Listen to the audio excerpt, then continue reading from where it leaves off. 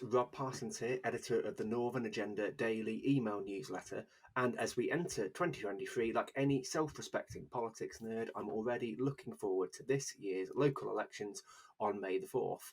There's a lot happening with all-out elections in scandal-hit Liverpool, and we'll find out whether the people of Middlesbrough want to keep their elected mayor, Andy Preston.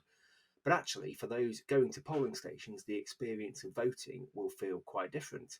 At the moment, voters simply provide their name and address before being pointed towards the pencil that gives them the power to help decide who represents them. However, from this year, some form of photographic ID will be demanded at polling stations before democracy can be done. The change was introduced by the government to reduce the risk of electoral fraud. But I've been looking at local reports from councils in Lancashire and Yorkshire, Merseyside, Tyneside and Cheshire, and it's clear the move has prompted a huge backlash from many of the North's town halls, who describe it as demographic gerrymandering and taxpayer-funded disenfranchisement. So here's a bit of background. In May, voters will have to show an official type of photo identification, such as a passport or driving licence, when they arrive at a polling station to vote. To fill the gap for people who don't have IDs, the government will be launching a free voter card scheme in January, as well as a campaign to raise awareness of the new requirements. The government insists that as a nation we cannot be complacent when it comes to ensuring our democracy remains secure, and that 98% of electors already have an accepted form of identification.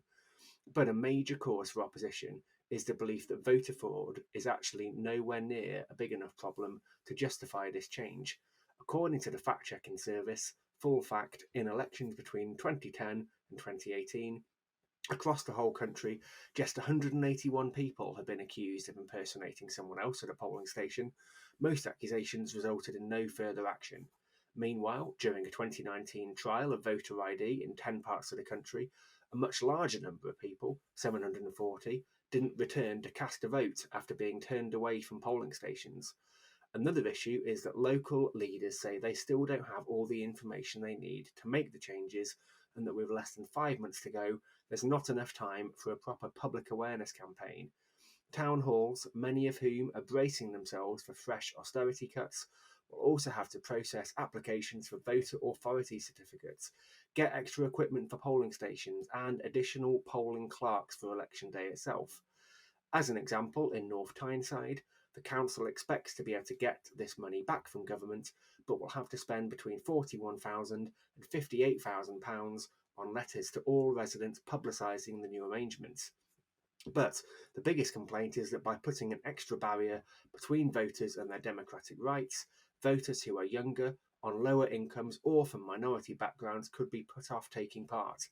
And in York, local councillor Andrew Hollier describes voter ID as an outrageous, expensive and convoluted exercise of direct voter disenfranchisement in a bid to tackle effectively non-existent fraud.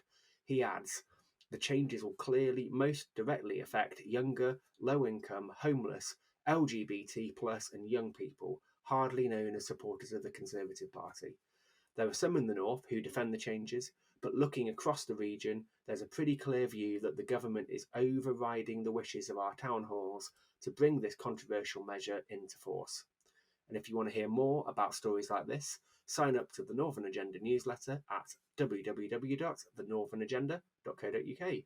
Thanks.